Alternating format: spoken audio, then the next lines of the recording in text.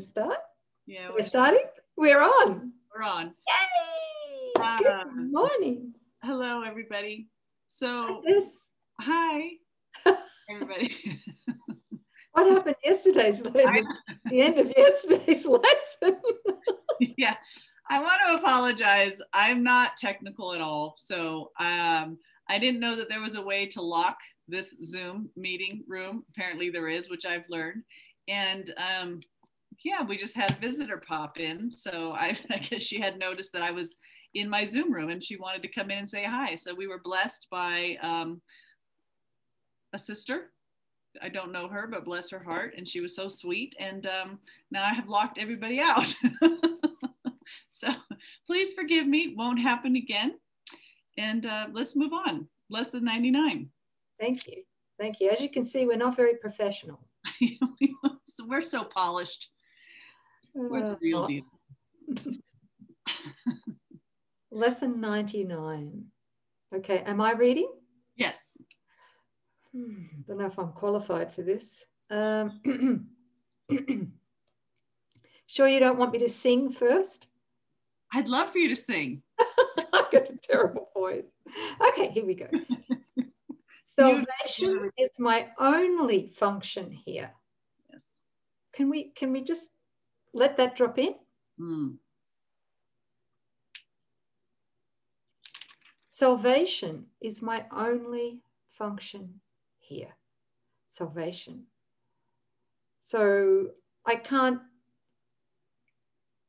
have salvation as my only function and yet at the same time have a whole lot of other functions as well, right? No. Okay, just checking. I had to abandon my goal to be a tightrope walker. What? You'd make a lousy tightrope walker. I just got a visual and went, no. Uh-oh. Look, there's Big Bird up on the tightrope. You're so funny, sis. Oh, geez. Oh, yeah. Here we go. Okay. Salvation is my only function here. Only. You see that word is underlined in mine here. Yeah. Okay. All right. Highlight that, guys. Yeah. Okay. Salvation and forgiveness are the same. Right. So let's redo this lesson. Let's rephrase it. Yes. Lesson 99. Forgiveness is my only function here. Forgiveness. That's it. That's it. Okay, let's pack up and go home. What do you think? If you all just got that, okay. We're good. All right. So salvation and forgiveness are the same. They both imply that something has gone wrong, something to be saved from, forgiven for, something amiss that needs corrective change, something apart or different from the will of God. Thus, do both terms imply a thing impossible, but yet which has occurred, resulting in a state of conflict seen between what is and what could never be. What is? Sis, what does he mean by what is? God. Thank you. And what does he mean by what could never be? The belief that there's God and something else. So there's belief in God and physical pain, belief in God and relationship conflict. Two powers. God. What's that? The belief in two powers. Two powers, right. Yeah. So what you're saying is there's only one. That's right. Thank you. Paragraph 2. Truth and illusions both are equal now, for both have happened in the split mind, delusion, right? The impossible becomes a thing you need forgiveness for, salvation from. Salvation now becomes the borderland between the truth and the illusion. It reflects the truth because it is the means by which you can escape illusions. Yet it is not yet the truth because it undoes what was never done. It almost seems contradictory. First sentence says, for both have happened. And the last sentence says, yet it is not truth because it undoes what was never done. And so for those analytical minds like myself, recognize for both seem to have happened within the split mind, but yet in the absolute truth. So yes, it really, really happened in here, but yet did it happen in the mind of God? No, I need to print one of these out again, but no, it never did. Seemed to, never did. Okay. Thank you for driving that one home again. Yeah, somebody will pick on that. I know I would have. Probably did. Okay. Are we good to keep going? Yes. Paragraph 3. How could there be a meeting place at all where earth and heaven can be reconciled within a mind where both of them exist? Mm-hmm. The mind that sees illusions thinks them real. They have existence in that they are thoughts. And yet they are not real because the mind that thinks these thoughts is separate from God. Mm-hmm. Right? So he's talking about the split mind that believes that we are a human being having an experience apart from God, right? That's right. He's talking about the gap. I love that gap diagram. Me too. Okay. So great times to refer to it. Paragraph 4. What joins the separated mind and thoughts with mind and thought? See, he's capitalized that, right? Mm-hmm. What joins the separated mind and thoughts with mind and thought, which are forever one? Question.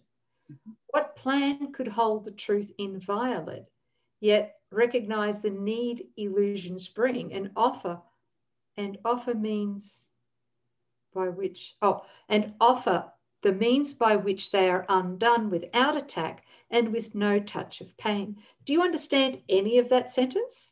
Yes. Good. Maybe it's the way I read it. It's okay. Keep going. Sorry, keep going. Just finish that one paragraph and let's see if we can talk about it. All right. What but a thought of God could be this plan by which the never done is overlooked and sins forgotten which were never real? Yeah. So there needs to be a meeting place. It's like, okay, there's just the mind of God and God knowing only itself. Part of the son's mind has seemed to have fallen asleep. So within the allness of God, there seems to be this little place carved out where part of the mind of God has fallen asleep and the dream is taking place. Well, God is not in the dream. And those of us that believe that we are identified as mythical me living within that dream, right? We're not aware of the absolute because of the amnesia. So he starts to talk about this borderland where salvation and forgiveness is, where the mind begins to awaken through the help of the Holy Spirit, which is the mediator between the seeming two realms. So there's like this bridge or this interconnection. It's the only way for us to awaken. This is the only way for salvation. You have to forgive what has never been true and accept and awaken to what has always been true. So we're tearing down the veil that overlays our ability to be present with the absolute, which is here right now. But this is that, he calls it borderland. It's the area of forgiveness where it seems to recognize the illusions, but brings us to the absolute. Through forgiveness. Yes. And that's the only means. Only means. That's that narrow gate. Wide is the way and many people walk through it, but narrow is the gate and few be there that find it. This is the only way back home.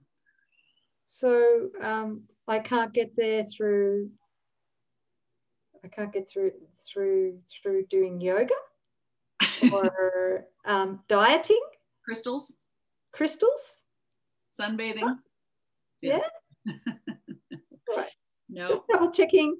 That's okay. Forgive me. We're being naughty. Yeah, I am being naughty. Paragraph 5. Mm-hmm. Yeah. The Holy Spirit. Am I up there? Yeah. I can't even speak. Okay. The Holy Spirit holds this plan of God exactly as it was received of him, within the mind of God and in your own. It is apart from time in that its source, capital S, is timeless. Yet it operates in time because of your belief that time is real. Unshaken does the Holy Spirit look on what you see, on sin and pain and death, on grief and separation, and on loss. So he's saying that Holy Spirit's unshaken to look upon what we see as sin, pain, death, grief, separation, and loss, right?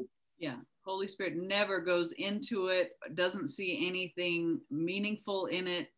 All he knows is that this is a call for love. And what he's looking upon is not God's will. Yeah.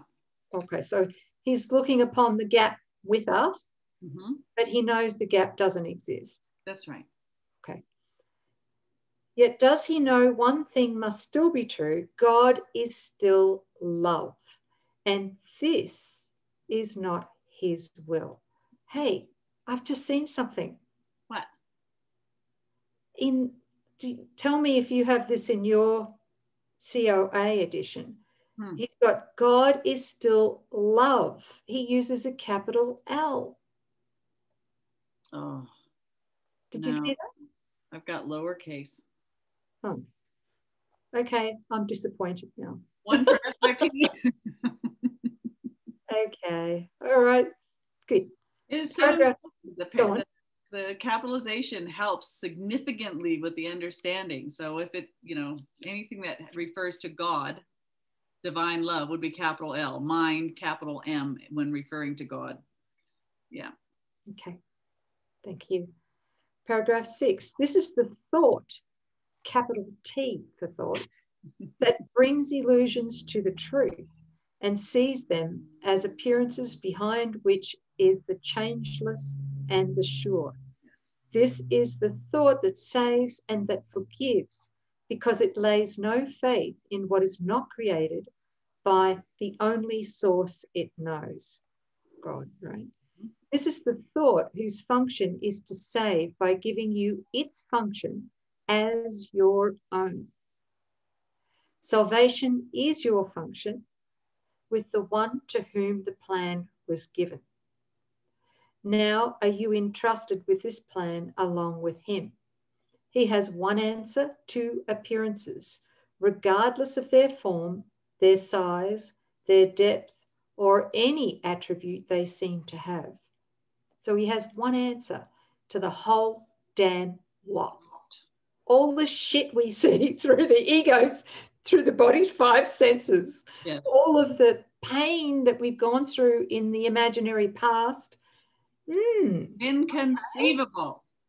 Right, inconceivable. Thank you, sis. And that's his one word. Yeah. It's not here in the text, guys, but that's what Jesus really wanted to say here. Yeah, we're telling you that. Right, sure. Okay. But he does say here, he has one answer to appearances, right, regardless of their form. Salvation is my only function here. God still is love, and this is not his will. That's right. Inconceivable. You can add that word if you want, or whatever word means. Jesus just said it's okay. It's okay. He did. You sure? I'm positive. Well, yep. Well, yeah, of course. We just asked his permission, right? Yes.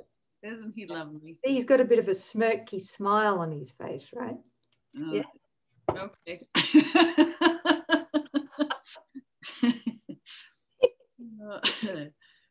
Keep going. Okay. Part 7. Good. Where am I? 7, you said, yeah? Mm-hmm. You who will yet work... Whoop.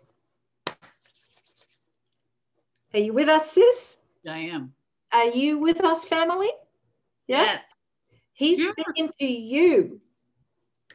You who will yet work miracles, be sure you practice well the idea for today. Salvation is my only function here. Try to perceive the strength in what you say, for these are words in which your freedom lies. Your Father loves you. All the world of pain is not his will. Forgive yourself the thought he wanted this for you. You know, God doesn't bring us lessons. Holy Spirit doesn't bring us painful lessons. Just the ego does, right? Then let this thought with which he has replaced all your mistakes enter the darkened places of your mind that thought the thoughts that never were his will. That's the ego thought system right there. Yep. Okay. So salvation is my only function here. For me, I have to use this. Forgiveness is my only function here. That's it. That's right. Okay. That's yep.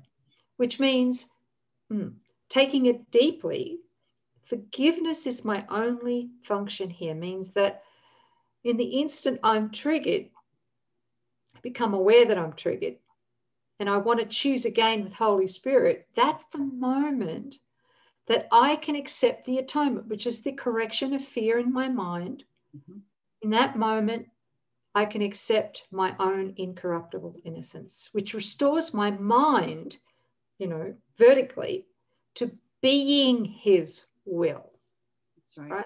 So inspiration, guidance, peace, joy, union, all of it's restored. Okay. Paragraph 8. This part belongs to God, as does the rest. It does not think its solitary thoughts and make them real by hiding them from him. Let in the light, and you will look upon no obstacle to what he wills for you. Can you imagine what he wills for you? Holy moly. Open your secrets to his kindly light and see how bright this light still shines in you.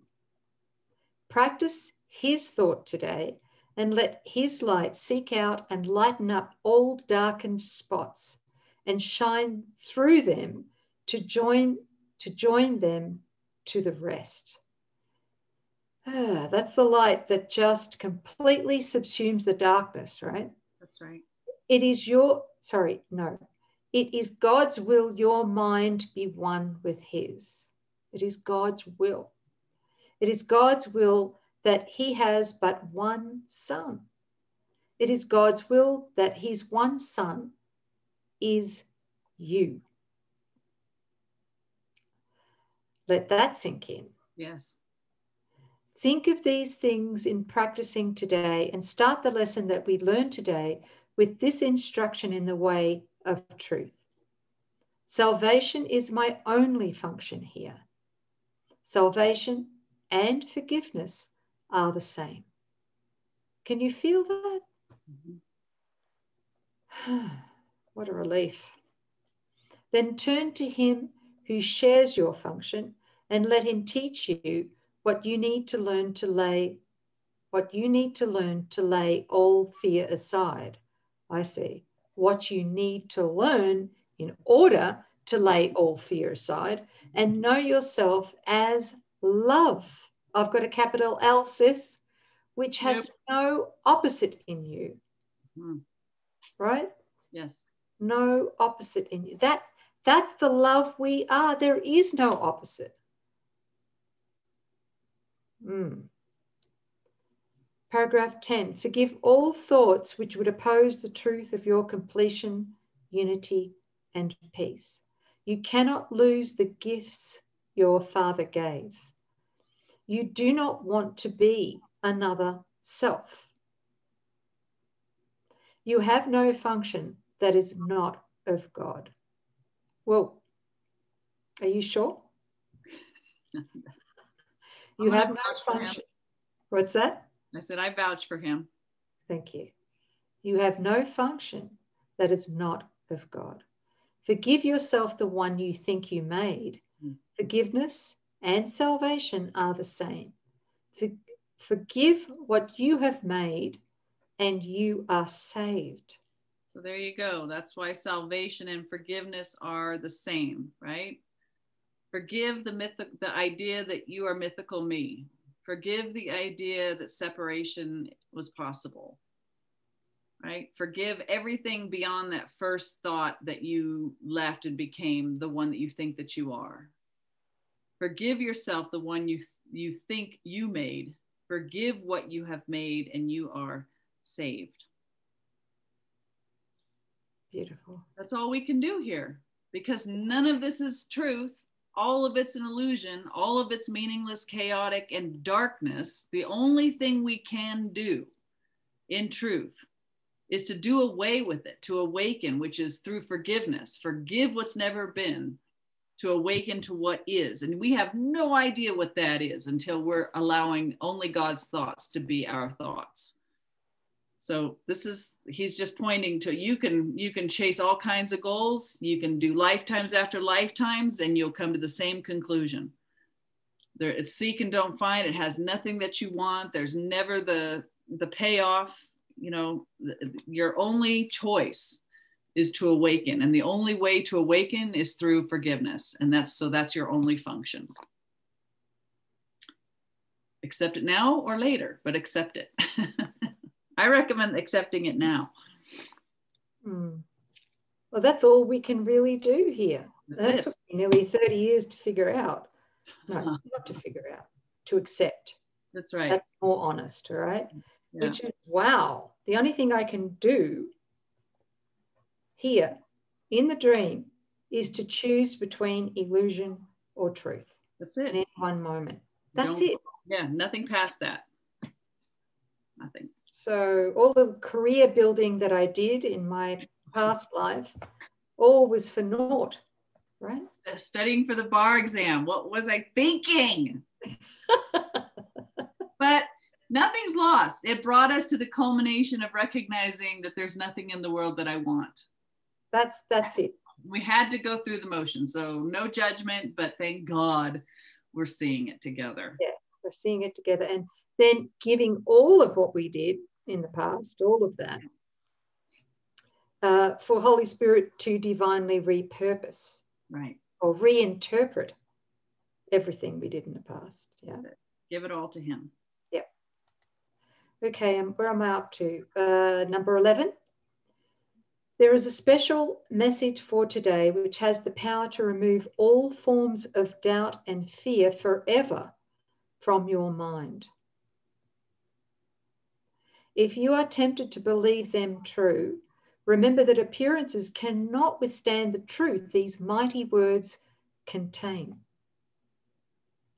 Salvation is my only function here. God still is love, and this is not His will. Did I just read that? I think I did. So, guys, it must be that we needed to hear it again. Okay, go ahead. Okay. 12. Your only function tells you you are one. Your only function tells you you are one. Remind yourself of this between the times you give 5 minutes to be shared with Him who shares God's plan with you, and remind yourself this: salvation is my only function here. In other words, forgiveness is my only function here. Thus do you lay forgiveness on your mind and let all fear be gently laid aside, that love may find its rightful place in you and show you that you are the Son of God. Wow. Okay. So beautiful. Yeah. Salvation is my only function here. Thank you. That's a beautiful promise too. It's a special message. Excuse me, what was that? What language you speak? I can hear a little bit of writing. I don't know where that came from. A special message for today, which has the power to remove all forms of doubt and fear forever from your mind. This message: salvation is my only function here. God still is love, and this is not His will. I'm just tying it back to the promise that He made in COA's paragraph 10. You know, your paragraph numbers don't align with our paragraphs too. So sometimes when you say paragraph 10, it's our paragraph 9 and etc. Or maybe I shouldn't. Okay. Well, you know, I announce a paragraph number because I need to know. Yeah, yeah. I just want you all to know that I know that that's not the right paragraph number if you're using this one. Okay. And if you're using, hang on a minute, let me have a look. And if you're using this one, look at this duct tape, man. And that duct tape's 10 years old, maybe 15. That is incredible. Isn't it? You think she's serious about her course practice? I don't know, sis. Are you one of those where if I said, hey, where in the course does Jesus talk about, I don't know, something, you'd be able, you know right where it's at? Like what section? I used to, yeah. Wow. I with that book, I did. Yeah. Okay. That was before I learned how to type recently. Gotcha. Wow. All right. Well, thank you guys. That was lesson 99. Yeah. Have fun with the practice on that. Okay. And we'll see you next time. Yeah. Bye. Bye.